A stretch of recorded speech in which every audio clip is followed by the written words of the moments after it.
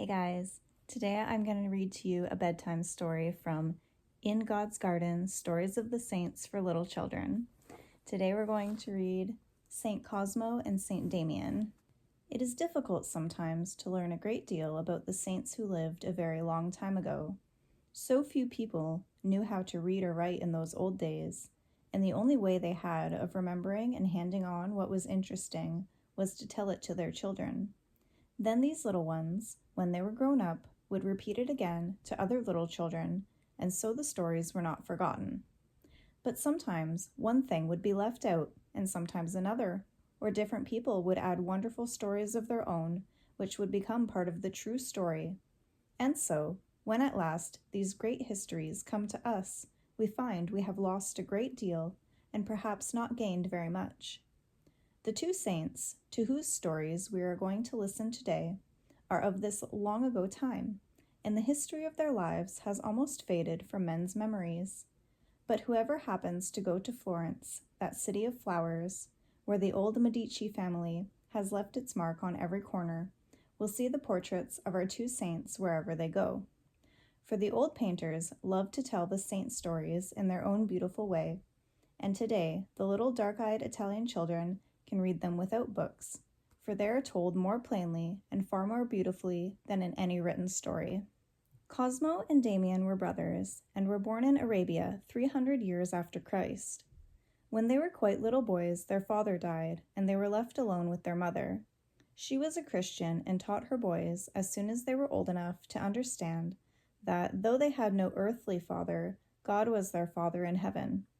She told them that the great King of heaven and earth called them his children, and he who could do a mean or cruel act or stain his honor by an untruthful word was not worthy to be called a king's son. And because they were noble, she taught them that they must do noble deeds, bravely defend and protect the weak, and help those who could not help themselves. So the boys grew up straight and strong in mind and body. Their bitterest punishment was to feel that they had done anything unworthy of their king, and although they often made mistakes and did wrong thoughtlessly, they never went far astray, since God's honor was their own. Their mother was rich, for their father had had great possessions, but there were so many poor and suffering people around their home that it was almost impossible to help them all.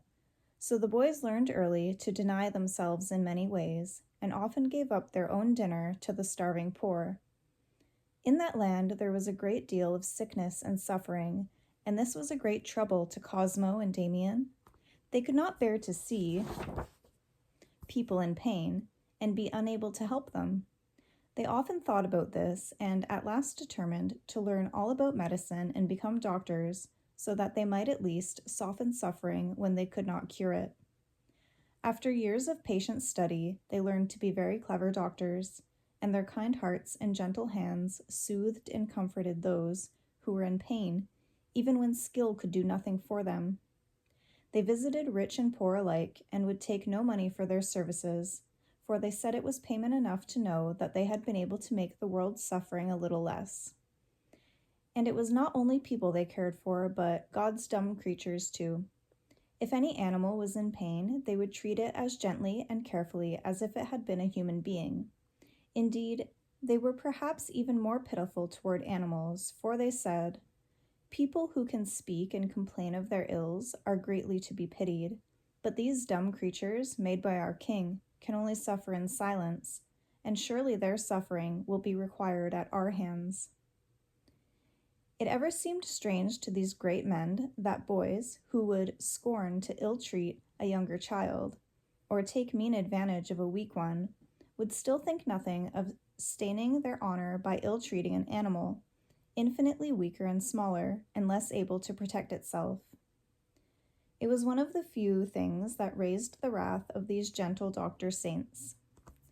Now it happened that a poor woman, who had been ill for many years, heard of the fame of the two young doctors, and sent to implore them to come help her. She believed that though her illness seemed incurable, these good men might heal her. Cosmo and Damian were touched by her faith, and they went at once and did for her all that their skill could devise, and, moreover, prayed that God would bless their efforts. To the wonder of all, the woman began to grow better, and very soon was completely cured.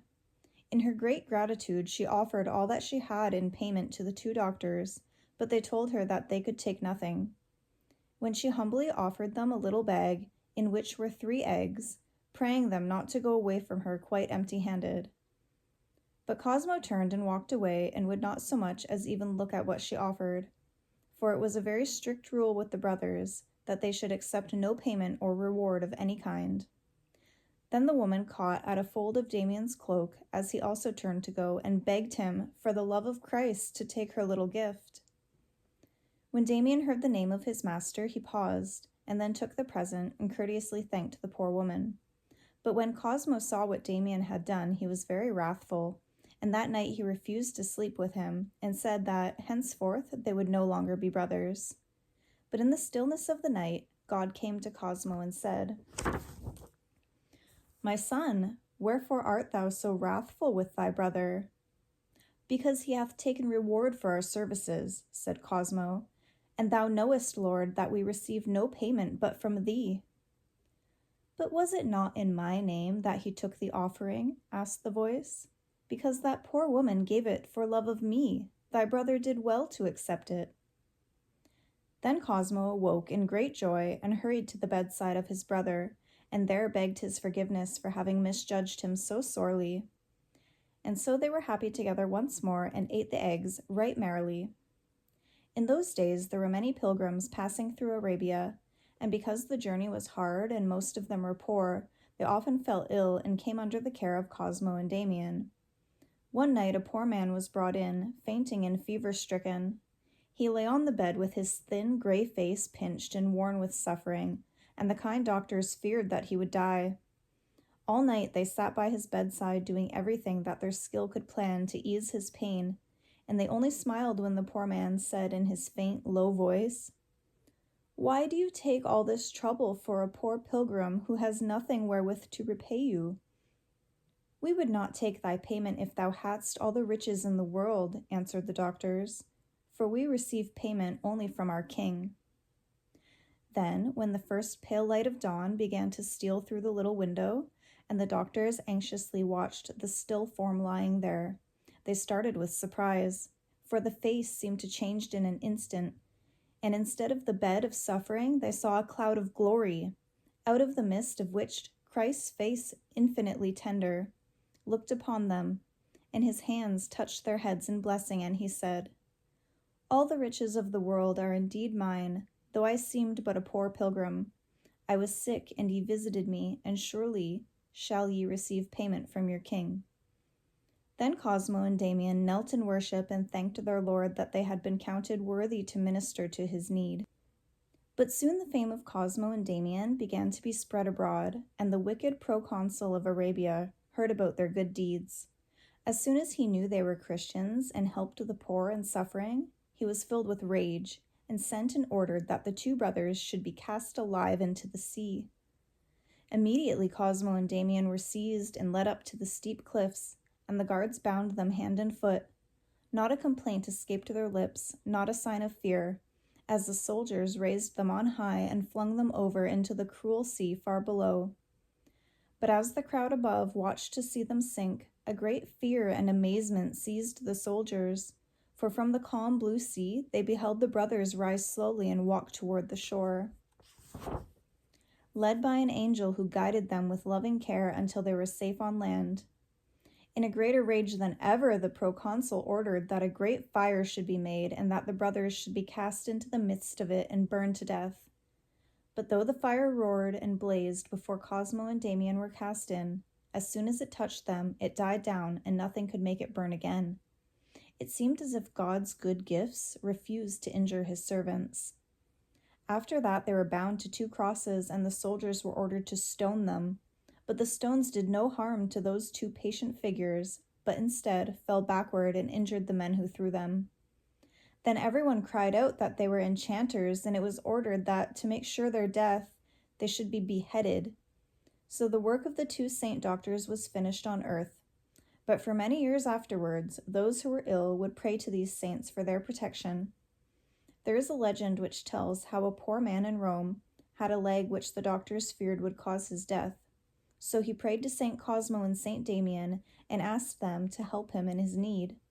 And that night, when he was asleep, he saw the doctor saints standing at his bedside in their red robes and caps trimmed with fur. He held a knife and the other pot of ointment. "What shall we do to replace the leg when we have cut it off?" asked St. Cosmo. "A man has just died and been buried near here," answered St. Damian. "He no longer needs his legs, so let us take one of them and put it on instead." So they cut off the bad leg and fetched the leg of the black man, and with the ointment joined it on to the living man. And when he awoke, he believed he must have dreamt about the visit of the saints. But when he looked at his leg, behold, it was black and perfectly sound and well. Then they sent and searched for the black man, and on it they found a white leg. So the man knew that the doctor saints had heard his prayers and had come to cure him. That is one of the wonderful stories which have grown up around the names of St. Cosmo and St. Damian. While we cannot tell if these things really happened, this we surely do know to be true, that these two brothers, who lived in an age when men were cruel and selfish, spent their whole lives in trying to help those who suffered pain, and then went bravely to death in the service of their king. And though we know but little about them, they have left us an example of patient kindliness and helpfulness, and they teach us that as servants of their king, we also are bound in honor to protect the weak and help those who suffer, whether they are people like ourselves or God's dumb creatures. There you have it. So that was St. Cosmo and Damian. That was an interesting one. I just want to remind you that this is an over 100-year-old book, and these are stories for children. It's very interesting to me to see what is acceptable to read to children 100 years ago compared to now. I wonder if current religious books like this would have the same types of stories geared toward children about legs being sawed off and people being tortured. But I hope we enjoyed them. I did want to show you that there's 2 photos that came with this story. I'm going to put them on the screen here now, and I will read what it says to you underneath. This one is the point of the story where it says, "But Cosmo turned and walked away when he refused the payment of eggs from the elderly woman."